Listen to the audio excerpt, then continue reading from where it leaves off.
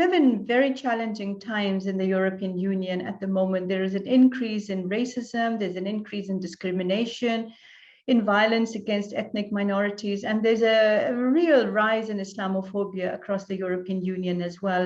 And we've seen this also in the midst of a very, very tragic conflict in Ukraine, where we've seen a lot of racism against refugees coming in from Ukraine who are not Ukrainian. There's been a clear distinction made between Ukrainians who are believed to be white and Christian. They're being welcomed by open arms, and there's a great deal of, sadly, discrimination and racism against people who are coming from Ukraine who are either African or Asian. And I think this sort of highlights the problem we have at the moment within the European Union. We have to call out such discrimination and such racism, and as I said, a rise in Islamophobia.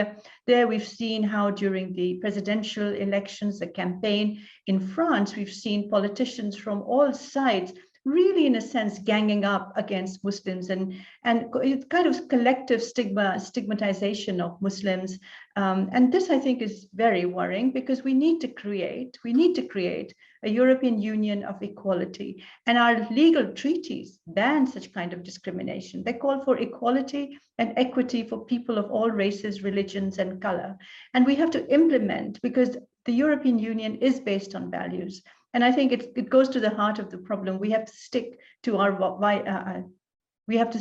values and our ideals. So that's why I think projects such as MAGIC, which focus on gendered Islamophobia, which is of course the most visible, and I would say the most tragic part of Islamophobia, is the attacks on women who are perceived to be Muslim or seen to be Muslim because of the way they dress.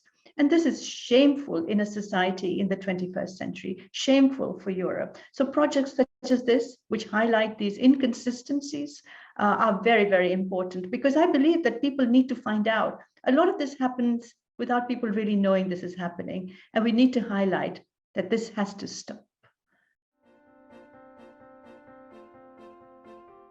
So working with colleagues, actually, I've been working with these colleagues for several years now. I've been involved as a journalist in a think tank on questions of ethics in journalism for a very long time, along with Aidan White, who was supervising this study that we did. We worked on an ethical journalism initiative right after 9/11.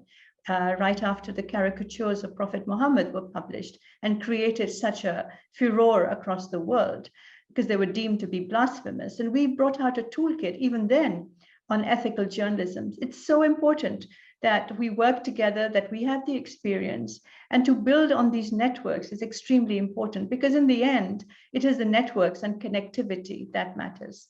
And the toolkit and the study that we did brought together the experience of people across the board, people who are journalists, but also, specialists on communication. And I think this bringing together of different experiences, different knowledges, was very, very important for us. And I think that's what is visible when you read the report on diversity. You realize that we're looking at it from a subjective point of view, but also bringing in our own experience and passion for the topic.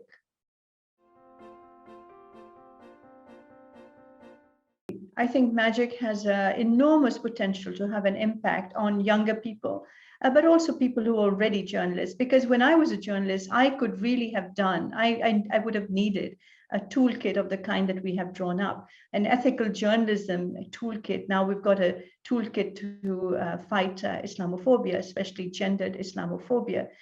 I think in our societies, we are not really aware of these issues. And when I was speaking to the students here in Belgium, I became very conscious of the fact that many of them didn't really recognize the problem, didn't know that it existed.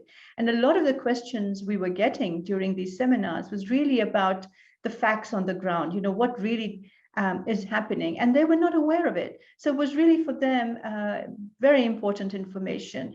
And I think that's the purpose of projects such as MAGIC, is actually to make people aware of something that isn't really on their radar screen, but that is such an affront to the European Union that we want to create. So there were lots of questions, a lot of interest. And I must say, I got questions that were very basic sometimes, because people didn't really understand that this kind of racism or Islamophobia existed. But some of the questions are very sophisticated also. So I think we've generated interest. And as I said, I wish that when I was a younger journalist, I had had access to such advice and such mentorship and such interesting information. Because what is journalism in the end? Journalism is actually trying to find out the truth and to explain it in simple language to people. And I think the toolkit that we worked on does that. It intrigues people, but it also gives them counsel and suggestions and advice on how to approach some very, very delicate and very, very important issues in our societies. So I really enjoyed it, and I hope such projects continue, because our struggle isn't over. This is just, one attempt, one very brave attempt to tackle a question which is brushed off under the carpet. But the questions of discrimination, violence, racism, unfortunately, are part of our society. So the struggle has to go on.